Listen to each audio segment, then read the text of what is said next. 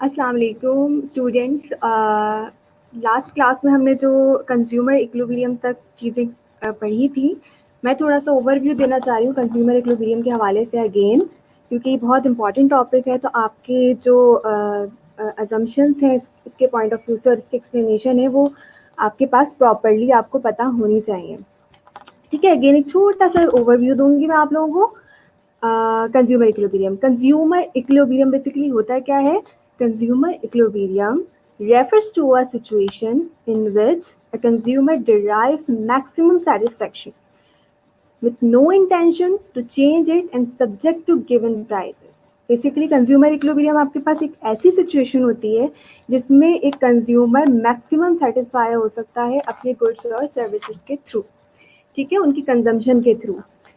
ठीक है, उसमें उसके लिए वो किस तरह से सेटिस्फाई होगा? He should know his prices. जो भी वो गुड्स और सर्विसेज अवेल कर रहा है उसकी प्राइस उसको पता होनी चाहिए। गिवन का मतलब इकोनॉमिक्स की टर्म में कांस्टेंट होता है, यानी मैं ऐसा नहीं अज्यूम कर सकती कि मैंने अज्यूम ये किया हुआ है कि 5 रुपीज़ की प्राइस है और मैं बाहर जाऊंगी तो वो मुझे 10 या 4 रुपीज़ की पड़ेगी। नहीं, प्राइस जो मैंने अज्यूम की हुई है वो मेरे पास वही होगी, प्राइसेस चेंज नहीं होंगी। एंड हिज गिवन इनकम, और उसकी इनकम भी क्या होगी उसको पता होगी। इनकम भी कांस्टेंट होगी, इनकम ना इंक्रीज होगी ना रिड्यूस होगी।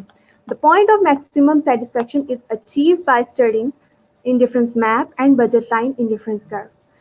बेसिकली जो मैक्सिमम सेटिस्फैक्शन आप अचीव करते हो ना, तो हम प्रीवियसली पढ़ चुके हैं कि इंडिफरेंस कर्व के थ्रू और बजट लाइन के थ्रू हमारे पास जब slope of indifference curve budget line आपस में टेंजेंट हो जाते हैं, it means we are getting consumer equilibrium. That is the point basically where the consumer get maximum satisfaction. ठीक है, और मैक्सिमम सेटिस्फैक्शन उसको कब होगी? वो अपने तमाम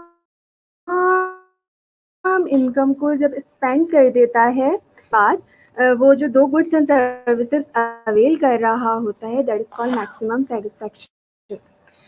कंडीशन हमने बताई थी आपको कंज्यूमर इक्विलिब्रियम की, कि कंज्यूमर इक्विलिब्रियम कौन सा पॉइंट होता है? जहां स्लोप ऑफ इंडिफरेंस को दोनों के कर्व्स को आपस में मिलाएगा, दैट इज कॉल्ड टेंजेंसी। मैं इंटरसेक्शन की बात नहीं कर रही हूँ, I am talking about here the tangency where the only one point where the two different curves are touch with each other। तो उसके बाद क्या होता है? आपके पास कंज्यूमर इक्विलिब्रियम अचीव हो जाता है। ठीक है, that is the slope of indifference curve which is MRS, marginal rate of substitution. Marginal rate of substitution के बारे में बच्चों आपको बता चुके हैं कि क्यों होता है इसको मार्जिनल रेट ऑफ सब्सटीट्यूशन हम क्यों कहते हैं। Because the reason behind is that कि आपके पास 2 गुड्स हैं, good X and good Y। तो इन दोनों गुड्स में आपने क्या करना है? सब्सटीट्यूट करना होता है। अगर मुझे ज़्यादा कंजम्पशन एक्स की करनी है तो I have to forgone consumption of Y. और क्योंकि इसकी बेसिक वजह ये होती है कि हमारे पास प्राइजेस भी कांस्टेंट है और इनकम भी कांस्टेंट है। तो हमें ये पता होना चाहिए कि जब मेरे पास एक गिवन इनकम है, ना मेरी इनकम आगे जाके इंक्रीज होगी ना रिड्यूस होगी, और अगर मुझे किसी कमोडिटी की कंजम्पशन को बढ़ाना है तो I should forgone the another one. That's why we call it substitution, marginal rate of substitution. Marginal means additional. If I want to increase one additional unit of X commodity, so I have to forgo the another one commodity, that is commodity Y. उसके बाद आपके पास slope of budget line आ जाता है, जिसको हम कहते हैं price of X divided by price of Y. Y और एक्स जो है वो आपके पास 2 कमोडिटीज हैं, and that is the slope of budget line. तो कंज्यूमर इक्विलिब्रियम कंडीशन जो बेसिक होती है, यू शुड नो कि जब slope of indifference curve equal होता है आपके पास स्लोप ऑफ बजट लाइन के। अगर ये पॉसिबिलिटी ना हो तो फिर कौन सी पॉसिबिलिटी होती है? Another one, condition of consumer disequilibrium. Disequilibrium is the case जहां आपके पास या तो slope of indifference curve greater होगा, यानी MRS greater than price ratios, यानी बजट लाइन के इंडिफरेंस आपके पास स्लोप के बराबर से लेसर होगा, या आपके पास MRS जो होगा वो लेसर होगा बजट लाइन के स्लोप से। ठीक है, तो हम ये कह रहे हैं कि वो कौन से पॉइंट होंगे जहां हम कह रहे हैं डिसइक्विलिब्रियम कंडीशन, यानी कंज्यूमर सेटिस्फैक्शन लेवल तक, मैक्सिमम सेटिस्फैक्शन लेवल तक पहुंच सकता था, but what will be the reason behind it कि उसने वो सेटिस्फैक्शन लेवल अचीव नहीं किया, that is called disequilibrium condition. ठीक है, तो हमने ग्राफ जो था वहाँ पर वाइंड अप किया था। ग्राफ में आपके पास ये बात गिवन थी कि how to plot the budget line. ठीक है, इनिशियल में हम आपको बता चुके हैं कि आप किस तरह से जो है वो अपनी बजट लाइन को प्रिपेयर करते हो। That is your budget line, this one is your budget line, this straight line is called budget line और बजट कर्व। और यहाँ पर आपके पास जो IC1 लिखा हुआ है that is called indifference curve which is only measure the utility और सेटिस्फैक्शन। हमने आपको बताया था कि सेटिस्फैक्शन और यूटिलिटी यानी IC कर्व की कोई मेजरमेंट नहीं होती आपके पास। You have to make a concept और गिव अ रैंक। ठीक है, तो हमने कहा था कि आपके पास जो GF पॉइंट है उस पॉइंट पे आपके पास इंडिफरेंस कर्व और बजट लाइन आपस में इंटरसेक्ट कर रहे हैं। इंटरसेक्ट इन अ सेंस कि आपके पास यहाँ पर MRS यानी slope of indifference curve is greater than is lesser than आपके पास क्या है बजट लाइन के स्लोप के। क्यों हम कह रहे हैं कि स्लोप ऑफ IC जो है वो लेसर है और बजट लाइन का कर्व आपके पास हायर है? बिकॉज यू हैव टू सी कि आपके पास ये जो बजट लाइन कर्व जा रहा है, ये बजट लाइन जो कर्व है आपके पास ये हायर है और आपका इंडिफरेंस कर्व जो है वो उससे लेसर है। ये जो बीच का डिस्टेंस आ रहा है आपके पास, this distance is basically creating the disequilibrium condition of consumer. ठीक है, and then if I am talking about कि consumer should achieve the maximum satisfaction, तो उसने क्या करना है, उसने ना F कमोडिटी के F पॉइंट पर उसने कंजम्पशन करनी है, ना उसने G पॉइंट पे कंजम्पशन करनी है, क्योंकि इस पॉइंट पे उसका MRS लेसर है किस पे, बजट लाइन के। तो हमने क्या करना है, वो कंज्यूमर और फर्दर अचीवमेंट करने के लिए उसको हायर सेटिस्फैक्शन की तरफ मूव करना होगा, विच इज IC2। IC2 में आप देखोगे कि just one point that is point E, जहाँ पर एक पॉइंट और बजट लाइन के स्लोप से और दूसरे एक पॉइंट इंडिफरेंस कर्व के स्लोप से आपस में टेंजेंट हो रहे। neither another one point is touching or intersecting each other। ठीक है, तो हमने कहा ये वो पर्टिकुलर पॉइंट है जहां पर बजट लाइन और इंडिफरेंस कर्व का स्लोप सेम है बिकॉज दे आर टेंजेंट। अगर मैं F और G की बात करूं तो दे आर इंटरसेक्टिंग पॉइंट। तो पॉइंट E पर आपके पास जो बेसिकली पॉइंट है वो कंज्यूमर इक्विलिब्रियम कंडीशन है, यानी मैक्सिमम कंज्यूमर ने सेटिस्फैक्शन अचीव कर ली। अब अगर आप ये बात बोलें कि भाई हम तो हायर सेटिस्फैक्शन लेवल पे भी जा सकते हैं, why we are not going to point H, because this one is giving you the higher satisfaction और कंज्यूमर के लिए प्रेफरेबल भी यही होगा जो वो हायर सेटिस्फैक्शन पे पहुंच जाए। लेकिन एक बात ध्यान में रखें, आपका बजट जो है वो सिर्फ B to A है। हायर सेटिस्फैक्शन लेवल पर जाने के लिए you need to more and more income और you have to reduce the price of the commodity. जब तक ये दो चीज़ें पॉसिबल नहीं होंगी, that will be not possible for you कि आप जो है वो H पॉइंट पर पहुंच जाएं। तो H पॉइंट एफिशिएंट तो है आपके लिए, बहुत अच्छा है, but it is not feasible for the consumer. That's why he has to consume the two commodities, commodity X equal to M and commodity Y equal to N, and this point E is the maximum satisfaction level of point, basically consumer equilibrium point over here। ठीक है, तो हमने ये topic जो है again review इसलिए करवाया है कि अगर आप लोग में स्टिल कोई इशू हो तो आप मुझसे पूछ सकते हैं थ्रू ईमेल और थ्रू व्हाट्सएप। ठीक है, आज का जो लेक्चर 2 मेरा स्टार्ट होना है वो बेसिकली लेक्चर 2 जो है वो मैं स्टार्ट कर रही हूँ प्राइस इफेक्ट वेट। ओके, आज का जो हम लेक्चर 2 स्टार्ट कर रहे हैं that is called price effect, income effect and substitution effect. Basically ये चैप्टर भी आपका कंज्यूमर इक्विलिब्रियम से लिंक है। ठीक है, तो इस चैप्टर को भी पढ़ने के लिए you need to review the consumer equilibrium. ठीक है, आपको मैंने इसलिए थोड़ा छोटा सा जो है वो एक एक्सप्लेनेशन अगेन बता दिए, एक रिव्यू करवा दिया कंज्यूमर इक्विलिब्रियम के हवाले से, जिसमें आपके पास number 1 that is price consumption curve. सबसे पहले you should know what is the price effect, what is the income effect and what is the consumer effect. तो आपके पास जो प्राइस इफेक्ट होता है, यानी अगर मैं कहूँ कि आप दो goods, because we are assuming here that the economy is only producing the two commodities और the two goods, that is good X और गुड वाई।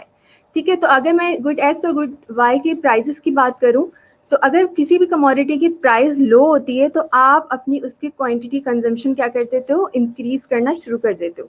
लेकिन इसी तरह अगर आपके पास प्राइसेस इंक्रीज होती हैं तो यू शुड टू और you have to reduce the consumption pattern of that particular commodity. ठीक है, तो आप क्या करते हो, उसकी प्राइसेस के इंक्रीज होने की वजह से अपनी कंजम्पशन को रिड्यूस कर देते हो। तो ये फैक्ट आप थ्रू ग्राफ किस तरह से एक्सप्लेन करोगे, हम आगे पढ़ेंगे। देन आप आ जाओ इनकम इफेक्ट की तरफ। तो इनकम इफेक्ट क्या होता है कि आपके पास दो तरह की आपकी इनकम होती है। ठीक है, एक होती है आपके पास नॉमिनल इनकम और एक होती है आपके पास रियल इनकम। ठीक है, फर्स्ट अटैम्प्ट में हम नॉमिनल इनकम के बारे में पढ़ेंगे। नॉमिनल इनकम बेसिकली वो इनकम होती है जो इन टर्म ऑफ मनी हो। लाइक आपकी पहले 10,000 रुपीज़ इनकम थी, नेक्स्ट मंथ आपकी जो है वो 20,000 रुपीज़ इनकम हो गई है। ठीक है, तो 10,000 रुपीज़ आपकी इनकम इंक्रीज हुई है। ठीक है, that is called nominal income. And if I'm talking about here the real income, so it means कि आपके पास, we are not talking about here the income which is related to money. No, यहाँ हम real income में जब बात करते हैं तो हम बात करते हैं परचेजिंग पावर की। ठीक है, यानी प्राइजेस के जो रिडक्शन होती है उससे आपकी परचेजिंग पावर क्या हो गई, इंक्रीज हो गई। लाइक आपके पास 100 रुपीज़ थे और पेन की जो प्राइस थी वो कितनी थी, 50 रुपीज़। आप जब मार्केट गए तो आपने कहा कि भाई मुझे जो परचेजिंग करनी है वो 2 पेन्स करनी है क्योंकि आई हैव जस्ट 100 रुपीज़ है। लेकिन जब आप मार्केट गए तो यू विल सी कि आपके पास 100 रुपीज़ तो है लेकिन प्राइस जो है वो मार्केट में उस पेन की 25 रुपीज़ हो गई है। इट मीन्स कि अब आप ज़्यादा परचेजिंग कर सकते हो। तो that purchasing power is called real income.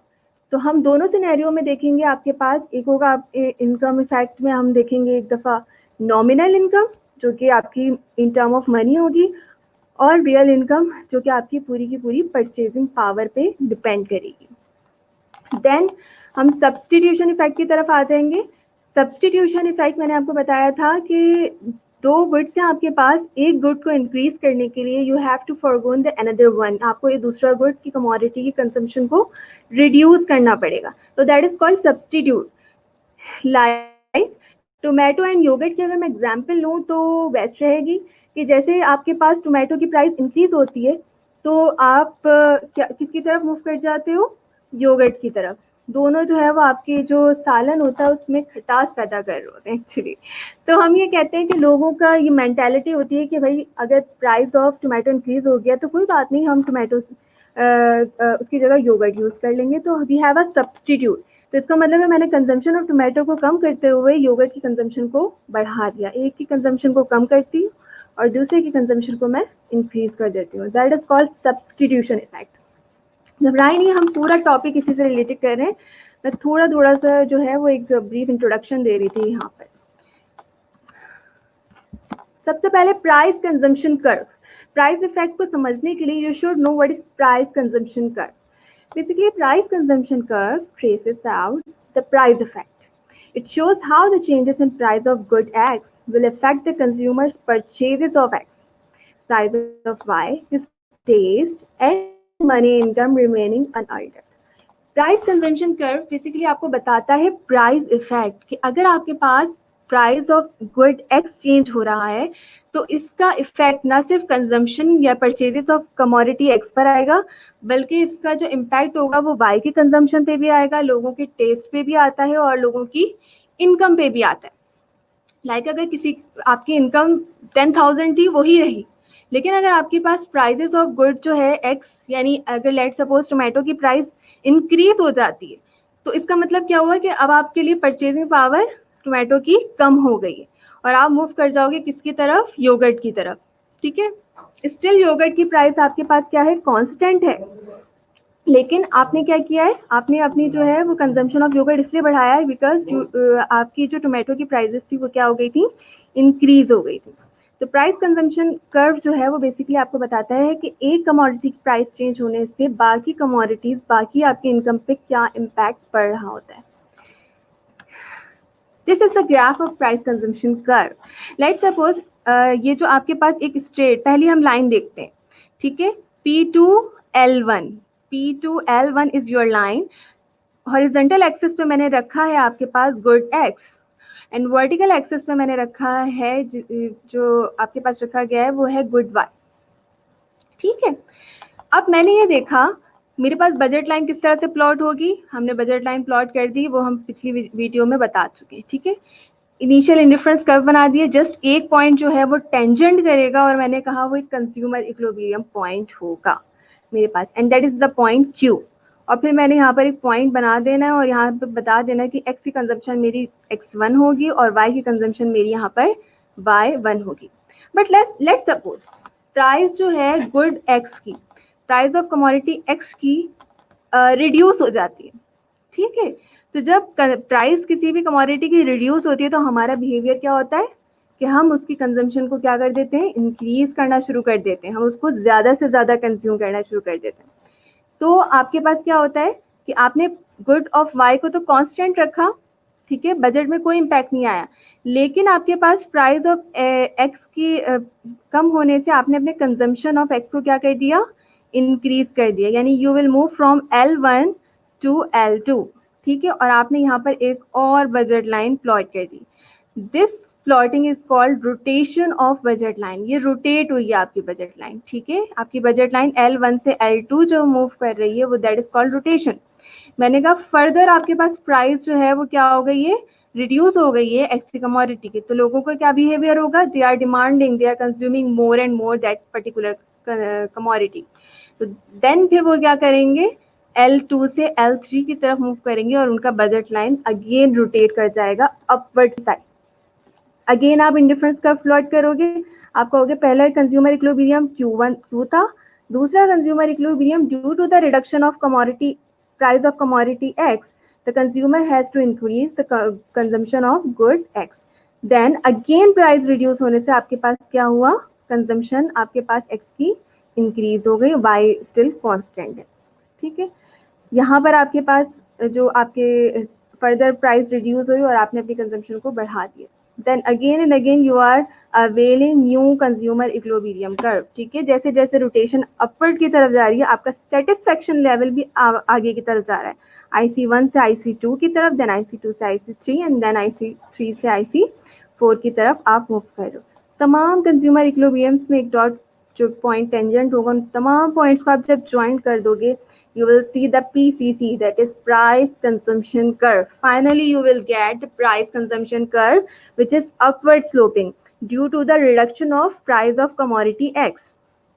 इसी के बिल्कुल वाइस वर्सा आपके पास अगर लेट सपोज प्राइसेस आपके पास इंक्रीज हो जाती हैं तो लोगों का बिहेवियर क्या होगा, वो अपनी कंजम्पशन ऑफ गुड एक्स को क्या कर देंगे, रिड्यूस करना शुरू कर देंगे। तो आप मूव करोगे फिर L4 से L1 की तरफ, ठीक है। ये मैंने आपको x का बता दिया है, it is practice, it is as assignment for you कि आप जो है वो गुड y की प्लॉटिंग करें, ठीक है। तो ये बहुत इजी है, price consumption curve in term of commodity x, ठीक है। It is your homework, you have to do it for commodity y। Then अगर मैं आगे की तरफ मूव करूं, ये तो मैंने एक नॉर्मल बिहेवियर बताया है लोगों का कि अगर प्राइस जो है वो आपके पास रिड्यूस हो जाती है तो आप अपनी कंजम्पशन को क्या कर रहे हो, इंक्रीज कर रहे हो। क्यों के पॉइंट पे अगर आप देखो तो यहाँ पर आप नीचे लाइन प्लॉट करोगे तो that is called X1, then R से आप नीचे प्लॉट करोगे तो X2, यू विल सी कि आपके पास consumption of X, quantity of X जो हो रहा है वो क्या होता चला जा रहा है, इंक्रीज होता चला जा रहा है। लेकिन अगर ये गुड नॉर्मल गुड नहीं हुए, ये गुड हुए कौन से गुड, गिवन गुड्स, तो what will the behaviour of consumer, consumers का बिहेवियर क्या होगा, ठीक है।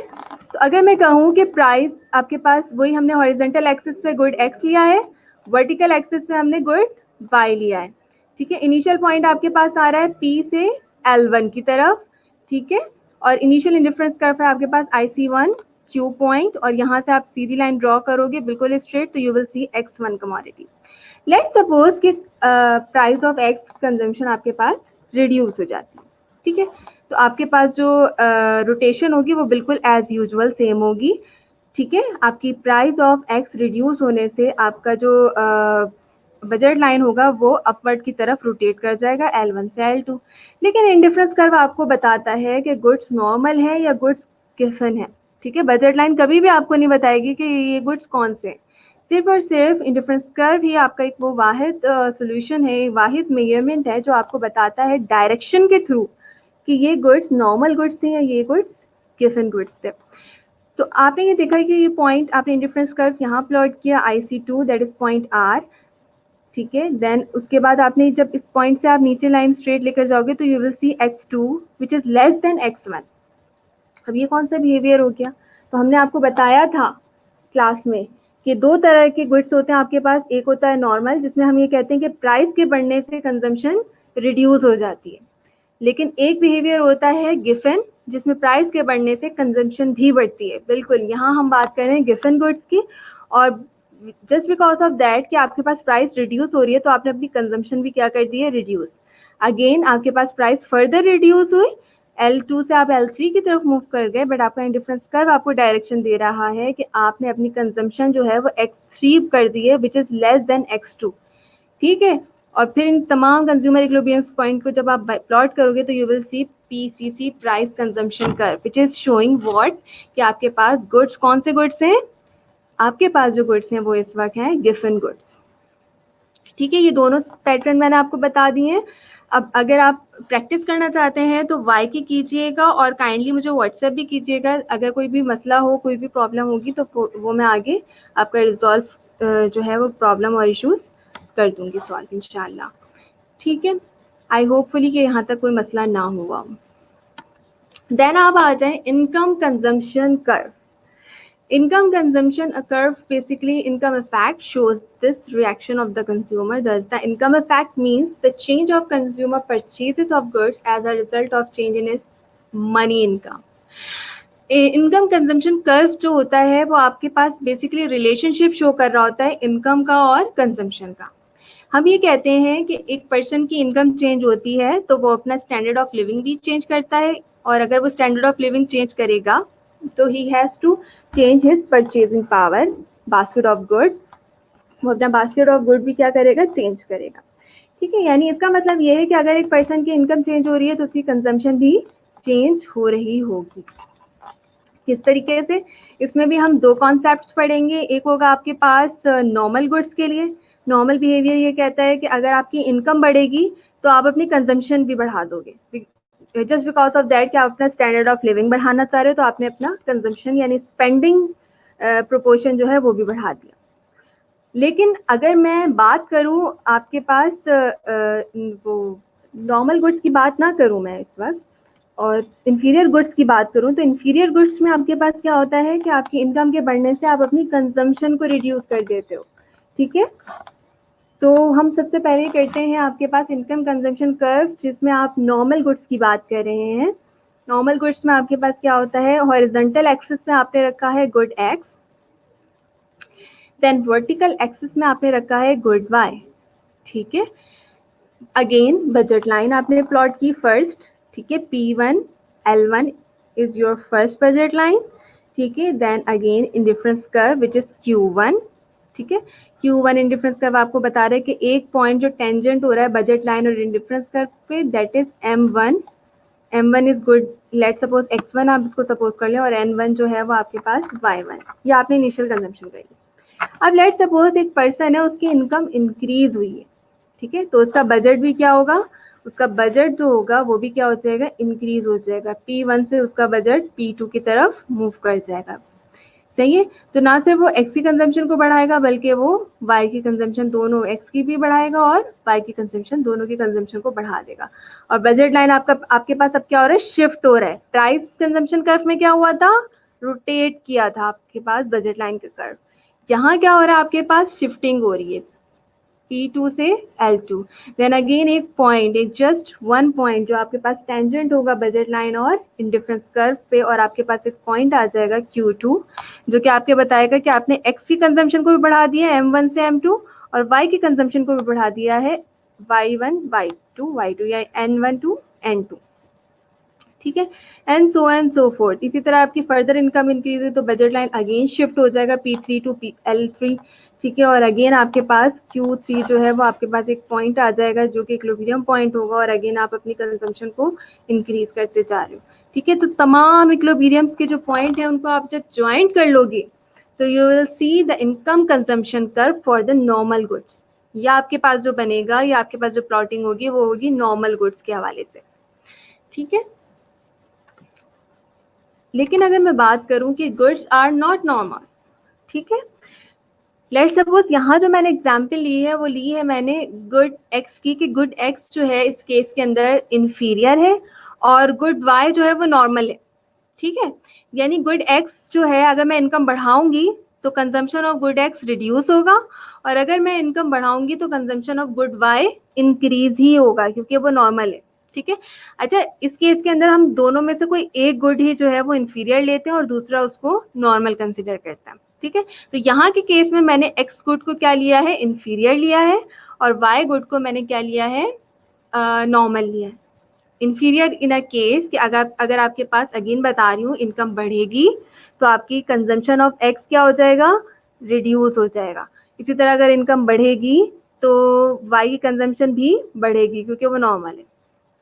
अब again P1 is the point and L1, ये आपके पास बजट लाइन शो कर रहा है, आपके पास अगेन इंडिफरेंस कर्व आया, और Q1 is the point where the consumer satisfy और गेटिंग मैक्सिमम यूटिलिटी, ठीक है। लेट्स सपोज यहाँ इस पॉइंट से आपको पता चल गया कि आपके पास X1 की कमोडिटी आप कितनी कंज्यूम कर रहे हो, Y1 की आप कितनी, how much you are consuming Y। Then अगर आपके पास लेट सपोज इनकम इंक्रीज हो जाती है, इनकम के इंक्रीज होने से आपका बजट क्या हो जाएगा, इंक्रीज हो जाएगा, ठीक है। आपने अपना बजट क्या कर दिया, बजट लाइन शिफ्ट अपवर्ड, ठीक है। तो आपके पास पॉइंट आता है P2 से L2, that is your budget line curve. उसके बाद आपने अगेन इंडिफरेंस कर्व जो एक पॉइंट होगा जहाँ टेंजेंट होगा दोनों, वो पॉइंट ले लिया, दैट इज Q2, और यहाँ इस पॉइंट पर आकर आपके पास क्या हो रहा है, कंज्यूमर मैक्सिमम सेटिस्फाई हो रहा है। लेकिन देखें इस पॉइंट पर आपके पास जो कंज्यूमर सेटिस्फाई हो रहा है वो बहुत कम, ज़्यादा प्रोपोर्शन से अभी उसने अपनी वाई की कंजम्पशन बढ़ाई है, बहुत कम प्रोपोर्शन से उसने एक्स की कंजम्पशन बढ़ाई है। उसको नहीं बढ़ानी चाहिए थी, उसको बढ़ानी नहीं चाहिए थी, उसको क्या करना चाहिए था, उसको अपनी कंजम्पशन को लेसर करना चाहिए था, लाइक Q3 पॉइंट। जब उसकी अगेन इनकम इंक्रीज हुई है P3 से L3, तो उसने क्या किया, अपनी वाई की कंजम्पशन को बढ़ाते हुए एक्स की कंजम्पशन को क्या कर दिया, रिड्यूस कर दिया। अगर इस पॉइंट पर आप अगेन नीचे की तरफ लेके जाएंगे तो you will see the consumption of x commodity is lesser than Q1 and Q2 point, ठीक है। तो आपके पास अगेन जब उसकी फर्दर इनकम इंक्रीज हुई तो उसका बजट अगेन इंक्रीज हुआ, लेकिन बजट तो इंक्रीज हो गया, budget line shift upward, but उसने अपना कंजम्पशन जो था वो सिर्फ और सिर्फ वाई को इंक्रीज किया और एक्स की कंजम्पशन को रिड्यूस कर दिया, ठीक है। इसकी एग्जाम्पल आप ये ले सकते हो कि पहले आप जो है वो let suppose you have two types of soap, number one is life boy and another one is Dettol. X commodity को हम ले लेते हैं लाइफ बॉय और वाई कमोडिटी को हम ले लेते हैं डेटॉल। अब पहले जो कंज्यूमर था फर्स्ट बजट में, उसने क्या किया, उसने जो है वो ज़्यादा प्रोपोर्शन जो था वो कंज्यूम कर रहा था लाइफ बॉय, और बहुत लीस्ट कंजम्पशन, यानी लेट सपोज अगर उसके घर में 10 यूनिट्स ऑफ सोप आते हैं तो 9 यूनिट्स जो है वो लेट सपोज वो एक्स कंज्यूम कर रहा था और 1 यूनिट वो वाई कंज्यूम कर रहा था। अब जैसे उसकी इनकम इंक्रीज होना शुरू हुई, उसने कहा मुझे अपना स्टैंडर्ड ऑफ लिविंग इंक्रीज करना है, मुझे जर्म से जो प्रोटेक्शन है वो डेटॉल रिलेटिवली ज़्यादा दे सकता है as compare to Lifebuoy. तो दैट इज मीन कि आपके पास इस केस में क्या होगा, आपने अपनी लाइफ बॉय की कंजम्पशन को रिड्यूस किया, दैट इज पॉइंट Q3, यहाँ आपने लाइफ बॉय की कंजम्पशन को रिड्यूस करते हुए अपनी डेटॉल की कंजम्पशन को बढ़ा दिया, और so and so fourth Q1 से Q5 तक आपके पास ये पॉइंट सो ऑन चलते चले जाएंगे, जहां आप देखोगे कि आप अपनी consumption of life boy reduce करते जा रहे हो और कंजम्पशन ऑफ डेटॉल इंक्रीज करते जा रहे हो due to the increment of standard of living, ठीक है। तो ये सारे केसेस जो होते हैं वो आपके पास बेसिकली इनकम कंजम्पशन कर्व में होते हैं कि लोगों की इनकम बढ़ने से ज़रूरी नहीं है कि वो उस चीज़ के कंजम्पशन को भी बढ़ा दें। कभी कभी ऐसा होता है कि वो उस चीज़ को कंजम्पशन को कम करते हुए दूसरी कमोडिटी की तरफ मूव कर जाते हैं और उसकी कंजम्पशन को इंक्रीज कर जाते हैं, ठीक है। तो ये केस था आपके पास इंफीरियर गुड्स का। इस केस में आपके पास जो गुड वाई है वो आपका क्या है, इंफीरियर गुड है। इस केस में आप देख लें कि लेट सपोज P1 से L1 जो है वो आपके पास बजट लाइन है, and again Q1 is your indifference curve, ठीक है, IC1 which is called IC1, ठीक है। फिर उसके बाद P2 से आपके पास L2 की तरफ आप मूव कर रहे हो क्योंकि आपकी इनकम इंक्रीज हुई है तो your budget line shift upward, ठीक है। एक बात ध्यान में रखिएगा, अगर बजट लाइन रिड्यूस होती है तो बजट लाइन शिफ्ट कहाँ होती है, बैकवर्ड, पीछे की साइड शिफ्ट होगी, यानी L2 से L1 की तरफ शिफ्ट होगी अगर बजट आपके पास रिड्यूस हो रहा है, और इंक्रीज हो रहा है क्योंकि इस केस में इंक्रीज हो रहा है तो हम L1 से L2 की तरफ मूव कर रहे हैं। अब यहाँ देखिए आप कि यहाँ पर जो Y का कमोडिटी है, Y की कमोडिटी वो एक इंफीरियर गुड है और X की कमोडिटी आपके पास नॉर्मल गुड है। यानी इनकम के इंक्रीज होने से बजट लाइन शिफ्ट अपवर्ड, लेकिन आपने अपनी कंजम्पशन ऑफ Y को रिड्यूस करते हुए, यहाँ देखें 3 पॉइंट पर भी कंजम्पशन ऑफ Y को रिड्यूस करते हुए कंजम्पशन ऑफ X को इंक्रीज किया। Q4 पॉइंट पर आप देखें तो आपने कंजम्पशन ऑफ X बहुत ज़्यादा इंक्रीज किया और Y को पहले से रिलेटिवली प्रीवियसली आपने उसको क्या किया है, रिड्यूस कर दिया है। Q5 पॉइंट पर अगर आप देखें तो आपने अपनी कंजम्पशन ऑफ X को फर्दर इंक्रीमेंट किया, लेकिन Y की कंजम्पशन को आपने फर्दर रिड्यूस कर दिया है because the Y good is inferior over है। ठीक है, तो इस बात का ख्याल रखें कि डायरेक्शन जो होगी ना इंडिफरेंस कर्व की, बेसिकली वो बताएगी कि आपका जो गुड है वो नॉर्मल है या आपका गुड इंफीरियर है या आपका गुड गिवन गुड्स है। ठीक है, तो तमाम जब आपने इन पॉइंट्स को ज्वाइन किया, कंज्यूमर इक्विलिब्रियम के पॉइंट्स को ज्वाइन किया, तो you will see the ICC income consumption curve, जो कि शो कर रहा है कि आपके पास गुड बाय जो है वो इंफीरियर है और गुड एक्स जो है वो आपके पास नॉर्मल गुड्स है। Now let's come to the point कि आपके पास प्राइस इफेक्ट जो होता है वो बेसिकली प्राइस इफेक्ट को हम टोटल इफेक्ट भी कहते हैं। टोटल इफेक्ट इसको क्यों से कहा जाता है, क्योंकि basically it is the sum of income effect and substitution effect. या आप देख रहे होंगे price effect equal to income effect plus substitution effect, यानी इन दोनों को जब आप टोटल करेंगे तो you will see the price effect that is total effect. तो हमने इनिशियल में बता दिया price effect equal to total effect equal to income effect plus substitution effect. ठीक है, जब हम इन दोनों फैक्ट्स को प्लस करते हैं, ऐड करते हैं, तो we will get price effect. Let's suppose the price of bread decreases. अगर ब्रेड की प्राइस जो है वो रिड्यूस हो जाती है, डिक्रीज हो जाती है, ठीक है, तो आपके पास इफेक्ट क्या आता है, इनकम इफेक्ट में, सब्सटीट्यूशन इफेक्ट में और मेनली प्राइस इफेक्ट में। ठीक है, सबसे पहले आप ये देखें, आपने हॉरिजॉन्टल एक्सिस में क्या रखना है, ब्रेड रखा आपने, वर्टिकल एक्सिस में आपने एक्स रखा और ये आपका ओरिजिन है। इस बात का ख्याल रखिएगा कि इट इज़ नॉट कंपलसरी कि आप हमेशा यहाँ पर हॉरिजॉन्टल एक्सिस ब्रेड ही रखें और वर्टिकल एक्सिस पे एग रखें। इट्स अप टू यू कि which commodity you like to take on these axis. ठीक है, अगर आप ब्रेड को जो है वो वर्टिकल में रखना चाहते हैं और एग को हॉरिजॉन्टल पे रखना चाहते हैं तो नो इशू एट ऑल। ठीक है, आप कर सकते हैं ऐसा। यहाँ लेकिन मैंने जो हॉरिजॉन्टल एक्सिस पे लिया है वो मैंने लिए हैं ब्रेड और मैंने वर्टिकल एक्सिस पे लिया है एग। ठीक है, मेरा इनिशियल बजट लाइन कर्व जो है A to B।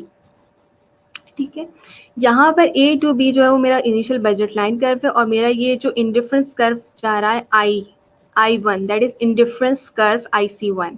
ठीक है, और यहाँ पर एक पॉइंट है जो टेंजेंट होगा मेरी बजट लाइन से, ये मेरी बजट लाइन है A to B, मेरी बजट लाइन है, इस पॉइंट पर एक पॉइंट टेंजेंट करेगा इंडिफरेंस कर्व के, that is called consumer equilibrium. अब मैंने कहा कि प्राइस ऑफ ब्रेड रिड्यूस हो गई है, जब प्राइस ऑफ ब्रेड रिड्यूस होगी तो इट मीन्स कि मेरी कंजम्पशन ऑफ ब्रेड इंक्रीज हो जाएगी और मेरे कंजम्पशन ऑफ एग पे कोई इफेक्ट नहीं पड़ेगा। तो मेरा जो कर्व होगा वो अगेन क्या हो जाएगा, रोटेट कर जाएगा, just like price consumption curve. ठीक है, उसके बाद आपने अगेन एक इंडिफरेंस कर्व प्लॉट करना है जो कि एक पर्टिकुलर पॉइंट आपके पास टेंजेंट हो रहा होगा इस बजट लाइन से and you will see the consumer equilibrium again. ठीक है, ये 1 पॉइंट से लेकर आपने 3 पॉइंट पर आपने अगेन एक नया कंज्यूमर इक्विलिब्रियम फेस किया। जब आप 1 पॉइंट से 3 पॉइंट की तरफ मूव कर रहे हैं तो इस मूवमेंट की एक रीज़न क्या है, प्राइसेस का चेंज। प्राइस रिड्यूस हुई है जब भी आपने अपना कंजम्पशन ऑफ ब्रेड क्या कर दिया है, इंक्रीज कर दिया है, और इसकी मेनली वजह क्या थी, आपके प्राइस चेंजेस। तो यहाँ Q1 से अगर आप Q3 की तरफ मूव कर रहे हैं तो इसकी वजह क्या है, प्राइस चेंजेस, प्राइस रिडक्शन, तो ये कहलाता है प्राइस इफेक्ट। ठीक है, इट मीन्स कि अगर मैं बात करूं कि Q1 से Q3 तक का जो इफेक्ट है वो इफेक्ट क्या है आपका, that is called price effect. अब अगर मैं बात करूं, ठीक है प्राइस इफेक्ट है, लेकिन मेरी परचेजिंग पावर क्या रिलेटिवली बेटर ऑफ हुई है या वर्स ऑफ हुई है। प्रीवियस से अगर मैं ये देख रही हूँ कि मेरी परचेजिंग पावर यानी मेरी रियल इनकम पे क्या इफेक्ट आया है, ठीक है, इस वाले केस के अंदर हम मनी इनकम की बात नहीं करेंगे, इस वाले केस के अंदर हम रियल इनकम की बात करेंगे। ठीक है, जिसमें हम परचेजिंग पावर की बात कर रहे होते हैं कि आपकी परचेजिंग पावर आया इंक्रीज हुई है, रिड्यूस हुई है या कांस्टेंट हुई है। तो उसके लिए जो इकोनॉमिस्ट हैं उन्होंने एक सिनेरियो बनाया है कि आप ये स्ट्रेट अवे जो लाइन है इस पे स्केल रखेंगे इस लाइन पर, ठीक है, और बैक की तरफ आप उस स्केल को मूव करेंगे इतना कि आपका जो है वो जस्ट एक पॉइंट जो है वो इस बजट लाइन से, इस इंडिफरेंस कर्व से, सॉरी, इस इंडिफरेंस कर्व से जो है वो टच करें, जस्ट वन पॉइंट। उस पॉइंट पर आप जो है वो मार्क कर लेंगे, सही, सॉरी, उस पॉइंट पर आप क्या कर लेंगे, मार्क कर लेंगे, दैट इज पॉइंट 2। और इस पॉइंट पर आपने क्या कर देना है, इमेजिनरी लाइन प्लॉट करनी है, एक इमेजिनरी लाइन। ठीक है, ये जो डॉटेड लाइन है that is called imaginary line. ये आपकी इमेजिनेशन है, ये कहीं से आपने कोई थ्रू कैलकुलेशन मेजर नहीं किया है, ये आपकी जस्ट एक इमेजिनेशन है। ठीक है, परचेजिंग पावर जो होती है वो आपकी एक इमेजिनेशन की बेसिस पे है रियल इनकम। तो हमने कहा कि ये एक लाइन बना लेते हैं जिसको हम इमेजिनरी लाइन भी कहते हैं, जिसको हम रियल इनकम लाइन भी कहते हैं। ठीक है, उस पर एक पर्टिकुलर पॉइंट आपके पास आएगा दैट इज Q2, ये Q2 पॉइंट। अब आपने मूव किया है कहाँ से, Q3 से Q2 की तरफ। What will be the reason, आपने देखना है लोगों की परचेजिंग पावर क्या हुई है, सही है, वो इंक्रीज बेटर ऑफ हुई है या वर्स ऑफ हुई है। तो आपने देखा Q3 से Q2 की तरफ जो आप मूव कर रहे हैं वो रियल इनकम यानी इनकम इफेक्ट है। यहाँ जो इनकम इफेक्ट है we are talking about here the real income. ठीक है, देन अगर मैं same along the same indifference curve रहूं और मैंने ये चेक करना है कि मेरा सब्सटीट्यूशन इफेक्ट पे क्या इफेक्ट पड़ रहा है। तो सब्सटीट्यूशन क्या होता है कि आपने एक कमोडिटी को इंक्रीज करते हुए दूसरी को रिड्यूस करना है। We have to forgo the another one for the consumption of one additional unit of one commodity. तो अगर मैं ब्रेड की कंजम्पशन को बढ़ा रही हूँ तो I need to reduce the consumption of egg. इसका मतलब है ये जो सेम इंडिफरेंस कर्व है जो मुझे सेम सेटिस्फेक्शन लेवल दे रहा है, इसमें मेरे पास दो पॉइंट्स हैं, पॉइंट 1, पॉइंट 2। मैं पॉइंट 1 से कहाँ जा रही हूँ, पॉइंट 2, क्योंकि ये मेरी परचेजिंग पावर क्या कर रहा है, इंक्रीज कर रहा है। तो Q1 से मैं कहाँ गई, Q2। जब मैं Q1 से Q2 गई यानी मैंने ब्रेड की कंजम्पशन को Q1 से Q2 इंक्रीज कर दिया, तो I have to forgone the consumption of egg. मुझे कंजम्पशन ऑफ एग क्या करना होगा, रिड्यूस करना होगा।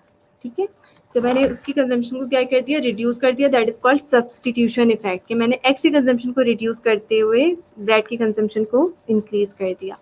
तो हम अगर Q1 से Q2 की तरफ मूवमेंट की बात करें तो that is called substitution effect. ठीक है, तो जब हम Q1 से Q2 की बात करें तो सब्सटीट्यूशन इफेक्ट, Q3 से Q2 की बात करें तो दैट इज इनकम इफेक्ट, और जब इन दोनों का सम अप लिया तो I will see that the price effect. ठीक है, टोटल इफेक्ट जिसको हम कहते हैं। यहाँ पर जो है वो हमने आपको बता भी दिया है कौन कौन से फैक्ट किस किस पॉइंट पर है। तो प्राइस इफेक्ट आपके पास है Q1 से Q3, सॉरी, प्राइस इफेक्ट आपके पास Q1 से Q3 है, इनकम इफेक्ट आपके पास Q3 से Q2 है, और सब्सटीट्यूशन इफेक्ट आपके पास है Q1 से Q2। ठीक है, याद रखें प्राइस इफेक्ट के अनदर नेम टोटल इफेक्ट की है, तो अगर आपके पास टोटल इफेक्ट के नेम से भी आ जाए तो घबराएं मत, because we are talking about here the price effect. ठीक है, अगेन मैं इस चीज़ को जो है वो आपको बता दूं कि प्राइस इफेक्ट जो है आपके पास, ये वाला टॉपिक भी आपका बहुत मैटर करता है, और ये बिल्कुल एज इट इज़ इसी तरह के क्वेश्चंस के बन के आते हैं कि आपने जस्ट कैलकुलेट करना है थ्रू दिस ग्राफ कि वो आपको दो कमोडिटीज़ देंगे, आपने उसमें बताना है कि कौन सा इफेक्ट कहाँ है, किस तरह से मेजर होगा। ठीक है, एक्सप्लेनेशन आपने खुद बतानी है क्योंकि इसके ये चूँकि पावर पॉइंट की स्लाइड है तो हम जो है वो एक्सप्लेनेशन आपको नहीं बता सकते। ठीक है, इट्स अप टू यू कि आप किस तरह से करते हो। Thank you so much. अगर कोई इश्यू कोई मसला हो तो you are feel free to ask me. अल्लाह हाफिज़।